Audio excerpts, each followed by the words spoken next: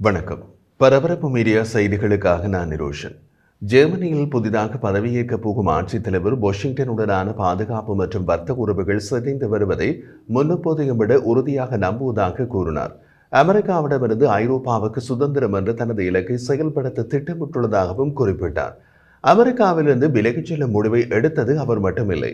புதிய கனேடிய பிரதமர் கடந்த வாரம் அமெரிக்காவுடன் நாங்கள் கொண்டிருந்த பழைய உறவு, இராணுவ மற்றும் பொருளாதார கூட்டுறவின் இறுக்கமான உறவு இப்போது முடிவுக்கு வந்துவிட்டது என்று கூறினார்.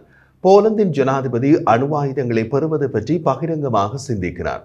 இரண்டாம் உலக போருக்கு பின்னர் அமெரிக்க விமான தளங்களை அமைக்க இடம் கொடுத்த கிரீன்லாந்தின் புதிய பிரதமர் அமெரிக்க துணை ஜனாதிபதி உட்பட உயர்மட்ட அமெரிக்க குழு தமது நாட்டிற்கு அழைக்கப்படாத விருந்தாளியாக வருகை தந்தது பற்றி கோபத்துடன் விமர்சித்தார். அமெரிக்காவுக்கு கிரீன்லாந்து கிடைக்கும் என்று ஜனாதிபதி ட்ரம்ப் கூறுகிறார். கிரீன்லாந்து பிரதமர் ஜென்ஸ் ஃப்ரெடிக் நீல்சன் சமூக ஊடகங்களில் இடப்பட்ட ஒரு பதிவில், நான் தெளிவாக சொல்கிறேன், அமெரிக்காவால் ஒருபோதும் கிரீன்லாந்தை பெற முடியாது. நாம் வேறு யாருக்கும் சொந்தமானவர்கள் அல்ல. நமது எதிர்காலத்தை நாமே தீர்மானிக்கிறோம் என்று தெரிவித்தார். ட்ரம்பின் இரண்டாவது பதவி காலத்தின் மிக குறுகிய காலத்தின் அவரது கூற்றுக்களை பாருங்கள். கனடாவை அமெரிக்காவின் 51வது மாநிலம் என்ற அறிவிப்பு. நேட்டோ நட்பு நாடுகளை கைவிடுவதாக ஜனாதிபதி ட்ரம்ப் விடுத்த அச்சுறுத்தல்கள். நேட்டோ நாடுகளின் பங்களிப்புகள் போதுமானதாக இல்லை என்று அவர் தீர்ப்பளித்தது.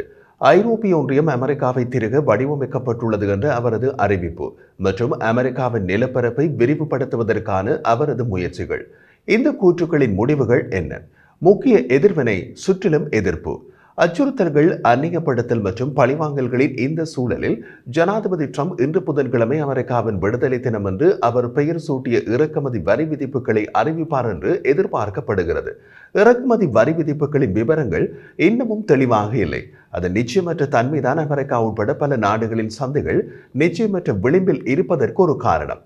அமெரிக்காவின் நட்பு நாடுகளின் தலைவர்களும் நிச்சயமற்ற விளிம்பில் தான் உள்ளனர். ஏனெனில் சீனா போன்ற எதிரிகள் மீதும் சமீப காலம் வரை அமெரிக்காவின் நெருங்கிய பாதுகாப்பு மற்றும் உளவுத்துறை கூட்டாளியாக கருதப்பட்ட நாடுகள் மீதும் இறக்குமதி வரி விதிப்புகள் விழும் என்று திரு ட்ரம்ப் தெளிவுபடுத்தியுள்ளார். ட்ரம்ப் நிர்வாக அதிகாரிகள் அமெரிக்க நுகர்வோர் செலுத்தும் விலை பற்றியோ அல்லது மற்ற நாடுகளின் தவிர்க்க முடியாத பழிவாங்கல்கள் அமெரிக்க விவசாயிகளுக்கு ஏற்படுத்தும் விளைவுகள் பற்றியோ வாய் திறப்பதில்லை. வாய் திறந்தால் பதவி பறிக்கப்படலாம். அதனால் ஆர்வமுடன் ஜனாதிபதியின் நடவடிக்கைகள் பற்றிய எந்த செலவு பயன் பகுப்பாய்வையும் ட்ரம்ப் நிர்வாகம் விவரிக்கவில்லை.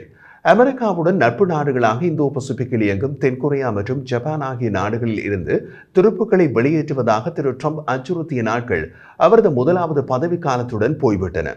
இப்போது அந்த நாடுகள் அமெரிக்க ராணுவம் அந்த நாடுகளில் தங்கியிருப்பதற்கு பணம் செலுத்த வேண்டும் என்று அவர் விரும்புகிறார். அந்த நாடுகளின் சொந்த தொழில்களுக்கு சில வகையான மானியங்கள் கடந்த கால அமெரிக்க அரசுகளால் கொடுக்கப்பட்டன.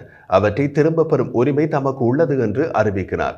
அந்த நாடுகள் அமெரிக்க பொருட்களின் மீது விதிக்கும் வரிகள் அமெரிக்க பாதுகாப்பின் மீது இலவச சவாரி என்று விமர்சிக்கிறார். திரு ட்ரம்ப் ஏற்கனவே தனது இலக்குகள் தனக்கு எதிராக அணி சேரலாம் என்ற சாத்தியத்தின் அறிகுறிகளை கவனித்தாரா என்பது தெரியவில்லை. சில நாட்களுக்கு முன்பு அவர் தனது நெருங்கிய நட்பு நாடுகளுக்கு சமூக ஊடகங்களில் ஒரு நள்ளிரவு எச்சரிக்கையை வெளியிட்டார். அமெரிக்காவுக்கு பொருளாதார ரீதியாக தீங்கு விளைவிக்கும் விதத்தில் ஐரோப்பிய ஒன்றியம் கனடாவுடன் இணைந்து செயல்பட்டால் தற்போது திட்டமிடப்பட்டுள்ளதை விட பெரிய அளவிலான இறக்குமதி வரி விதிப்புகள் இரண்டு தரப்புக்கும் விதிக்கப்படும் என்பதே ட்ரம்பின் நள்ளிரவு எச்சரிக்கை. உக்ரைனுக்கு உதவுவது தொடர்பாக நடந்த ஐரோப்பிய ஒன்றிய ஆலோசனை கூட்டத்திற்கு கனடிய பிரதமருக்கு அழைப்பு அனுப்பப்பட்டு அவர் கலந்து கொண்டார். ஆனால் அமெரிக்கர்களுக்கு அழைப்பு கிடையாது. இது அமெரிக்காவின் நட்பு நாடுகள் தமக்கிடையே ஒரு கூட்டணி அமைப்பதை காட்டுகிறது. 27 ஐரோப்பிய ஒன்றிய நாடுகளுடன் கனடாவும் சேர்ந்து 28 நாடுகளின் கூட்டணி. இது ட்ரம்பின் நடவடிக்கைகளுக்கு எதிராக உருவாகிய நட்பு நாடுகளின் கூட்டணி. இதைவிட ஆபத்தான மற்றொரு கூட்டணியும் ட்ரம்புக்கு எதிராக உருவாகுகிறது. அது ட்ரம்பின் நடவடிக்கைகளுக்கு எதிராக உருவாகிய ஒரு நட்பு எதிரி நாடுகளின் கூட்டணி. இந்தோ பசிபிக்கில் ஜப்பான், தென்கொரியா, சீனா கூட்டணி. அதில் உள்ள முதல் 2 நாடுகள் இந்தோ பசிபிக் பகுதியில் வாஷிங்டனுடன் 2 சக்தி வாய்ந்த ஒப்பந்த கூட்டாளிகள். 3வது நாடு இந்தோ பசிபிக் பகுதியில் வாஷிங்டனின் சக்தி வாய்ந்த எதிரி. ஞாயிற்றுக்கிழமை சீனா தனது வர்த்தக அமைச்சர் ஜப்பான் மற்றும் தென்கொரிய வர்த்தக அமைச்சர்களுடன் உடன்பட்டதாக அறிவித்தது. அதே அறிவிப்பு ஜப்பான் மற்றும் தென்கொரியாவிடமிருந்து வந்தன. இதில் உடன்பட்டார்கள். ட்ரம்பின் வரி விதிப்புகளுக்கு 3 நாடுகளும் ஒன்றாக இணைந்து ஒரு பொதுவான பதிலடி கொடுக்க போவதாக அறிவித்துள்ளார்கள். கனடாவும் ஐரோப்பிய ஒன்றியமும் பேசுவதைக் கண்டு நள்ளிரவில் கொதித்தெழுந்த ட்ரம்ப் ஜப்பானும் தென்கொரியாவும் சீனாவுடன் இணைந்து அமெரிக்காவுக்கு பதிலடி கொடுக்கப் போவதாக விடுத்துள்ள பகிரங்க அறிவிப்பு பற்றி வாயை திறக்கவில்லை. அல்லது ஜப்பானுக்கும் தென்கொரியாவுக்கும் மேலதிக வரி விதிப்பு என்ற அச்சுறுத்தம் முன்வரவில்லை. காரணம், அது ஒரு பின்னுதைப்பு என்பது வெளியே தெரிந்துவிடும். ட்ரம்பின் வியூகத்தில் ஏற்பட்ட தோல்வி என்பதை அது காட்டிக் கொடுத்துவிடும். 3 நாடுகளின் இந்த அறிக்கை புதிய விநியோக சங்கிலிகள் பற்றிய விவாதத்தை ஏற்படுத்தியுள்ளது. சீனா அமெரிக்காவுடன் நெருங்கிய நட்பு நாடுகளுடன் இணைந்து செயல்பட முடியும் என்ற எண்ணத்தை தெளிவாக காட்டியுள்ளது. ஒரு வழியில் பார்த்தால் ட்ரம்ப் விடுதலை நாள் என்று அறிவித்த இலக்கின் தர்க்க ரீதியான விரிவாக்கம் இதுதான். அவரின் நெருங்கிய நட்பு நாடுகள் அமெரிக்காவிடமிருந்து விடுதலை பெற்று செல்ல தொடங்கி உள்ளன. மற்ற நாடுகளை பலப்படுத்த நமது பொதுமக்கள் மீது வரி விதிக்காமல் நமது பொதுமக்களை பலப்படுத்த வெளிநாடுகளுக்கு வரி விதிப்போம் என்றார் ட்ரம்ப். ஆனால் இந்த புதன்கிழமை அவர் விதிக்கப் போவது தமது பொதுமக்களுக்கு தான்.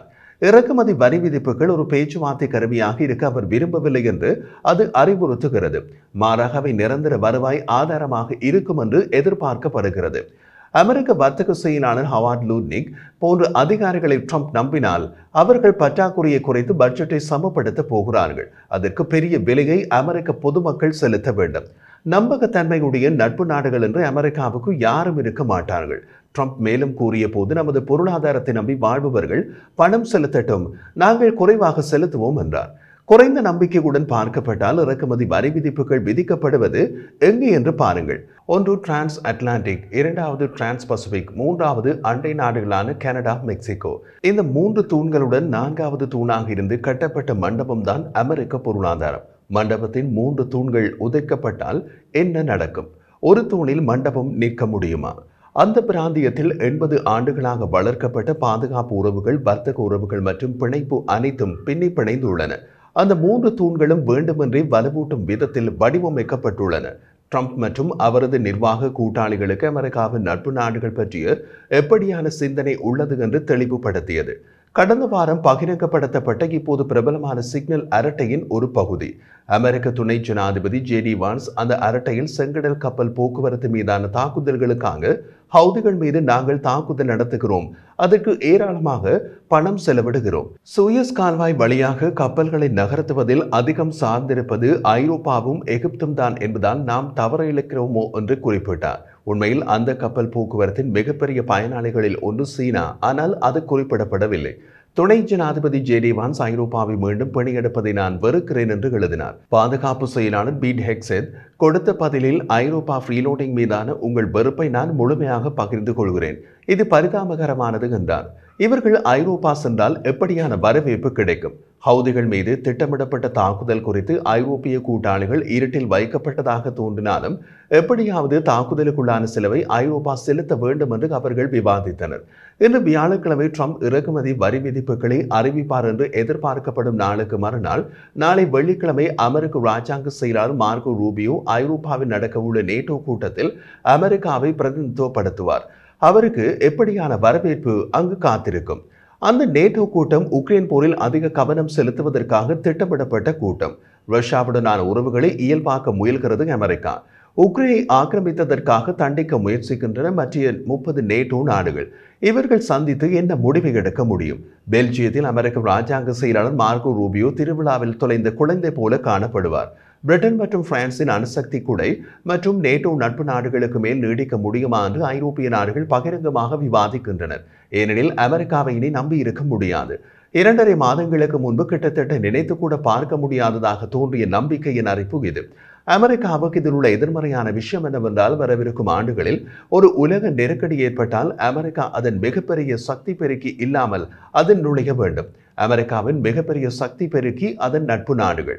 அமெரிக்க ஜனாதிபதி ஜோர்ஜ் டபிள்யூ புஷ்ஷின் முதல் நிர்வாகத்தில் பாதுகாப்பு அதிகாரியான கோரி ஷேக் கூறிய போது, நேட்டோ உயிர் வாழ்வதற்கும் செழித்ததற்கும் காரணம் பொதுவான மதிப்புகள் மற்றும் வர்த்தக உறவுகள். அமெரிக்காவின் பாதுகாப்புக்கு முக்கியமான நடவடிக்கைகளுக்கு நேச நாட்டு படைகள் தேவைப்படும் போது யார் நமக்கு உதவுவார்கள் என்று ஜனாதிபதி ட்ரம்ப் நினைக்கிறார். மேலும் மற்றொரு செப்டம்பர் 11 அமெரிக்காவில் நடந்தால் அமெரிக்கர்களுக்கு யார் அனுதாபம் காட்டப் போகிறார்கள் என்று கேள்வி எழுப்பினார். ட்ரம்புக்கு அடுத்து அமெரிக்க ஜனாதிபதியாக போகும் ஒருவருக்கு மிகப்பெரிய தலைவலியை ஏற்படுத்திவிட்டு செல்ல போகிறார் ட்ரம்ப்.